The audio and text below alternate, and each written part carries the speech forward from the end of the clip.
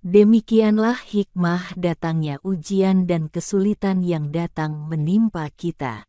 Ada kalanya manusia diuji oleh Allah Subhanahu wa Ta'ala secara terus-menerus atau bertubi-tubi. Hal itu tiada lain adalah akan mengurangi dosa-dosanya.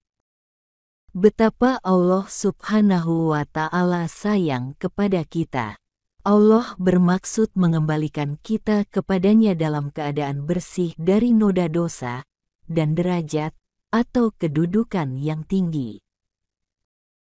Jikapun kita memang dipuji dan dihormati oleh orang lain, itu hanya karena Allah Subhanahu wa Ta'ala menutupi aib atau kejelekan kita saja di hadapan orang lain. Sebelum menyimak kata-kata bijak dari A.A. Gim, bagi yang belum subscribe, silahkan klik subscribe dan loncengnya, serta bagi yang suka silahkan klik like-nya. Bagi yang sudah haturkan terima kasih, semoga bermanfaat.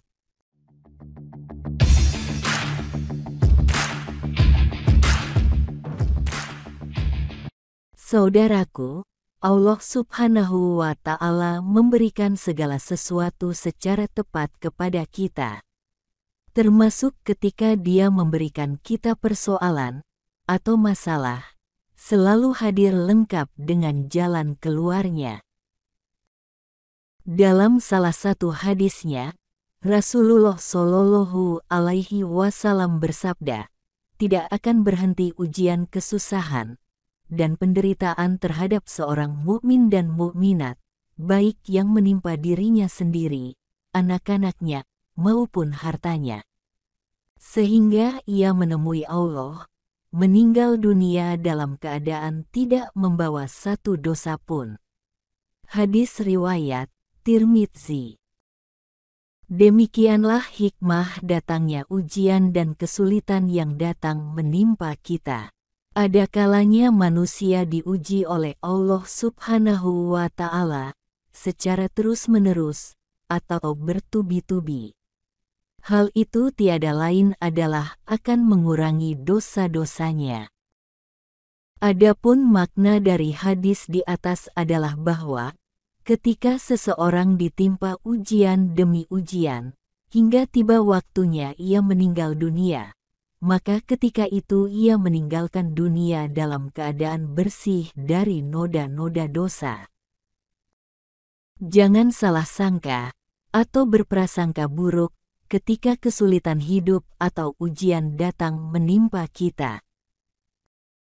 Kita menilai bahwa ujian itu adalah kepahitan karena kita menggunakan hawa nafsu saat menilainya. Ingatkan kita pada kisah seorang laki-laki yang telah berbuat zina di zaman Rasulullah Shallallahu Alaihi Wasallam. Laki-laki itu datang menghadap kepada Rasulullah menyampaikan perbuatan dosa yang telah dilakukannya. Laki-laki itu mengakui kesalahannya dan meminta kepada Rasulullah agar dihukum sesuai dengan hukum Islam, yaitu hukuman rajam. Laki-laki itu benar-benar meminta agar Rasulullah Shallallahu Alaihi Wasallam menunaikan hukuman itu terhadapnya. Mengapa laki-laki ini sedemikian memintanya kepada Rasulullah Shallallahu Alaihi Wasallam? Hal itu ia lakukan karena ia tahu bahwa itulah hukuman yang bisa menebus dosa yang telah dilakukannya, sehingga ia terbebas dari hukuman berkepanjangan di akhirat. Ini adalah bentuk pertaubatan laki-laki tersebut kepada Allah Subhanahu wa Ta'ala. Seandainya taubatnya itu dibagikan kepada seantero penduduk kota Madinah, maka akan masih banyak tersisa melampaui seluruh penduduk yang ada.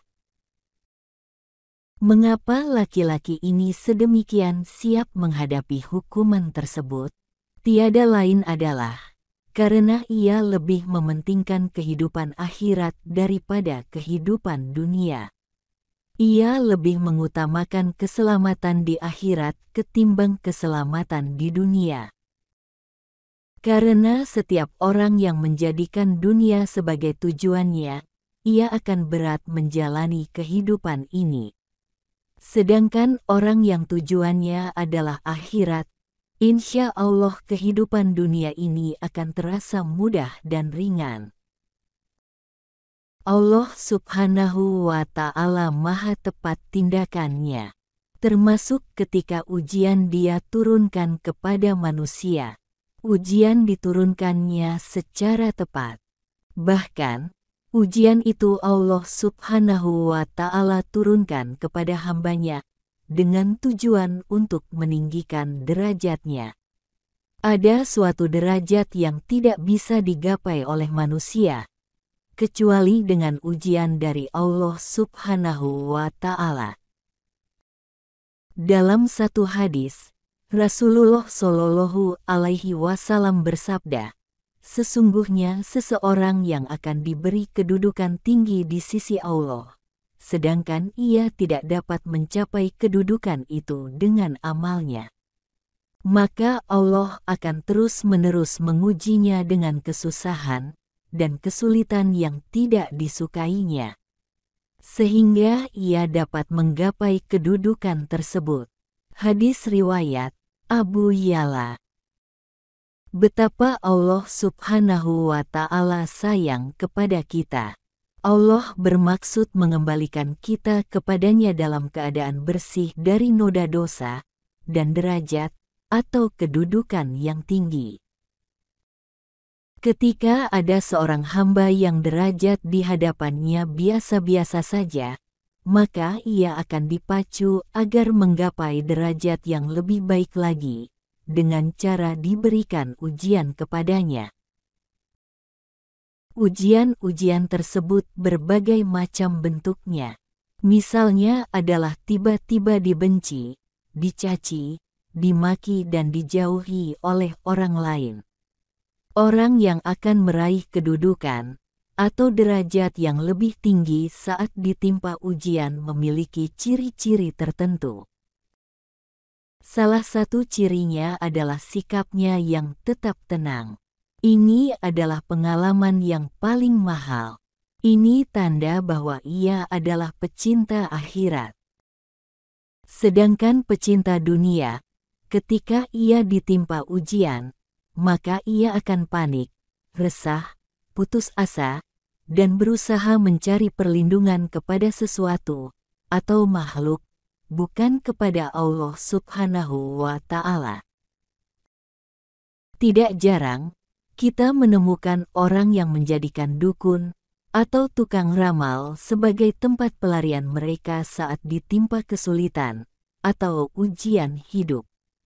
Ia tunggang langgang mencari pertolongan kepada sesama makhluk, dan lupa pada Allah Subhanahu wa Ta'ala yang Maha memberi pertolongan.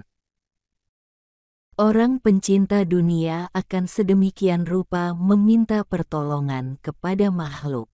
Padahal orang yang dimintai pertolongan pun dililit banyak persoalan di dalam hidupnya. Ia tidak meminta pertolongan kepada zat yang memberinya kehidupan dan memberinya persoalan. Padahal Dialah zat yang kuasa memberikan jalan keluarnya. Dialah Allah Subhanahu wa Ta'ala.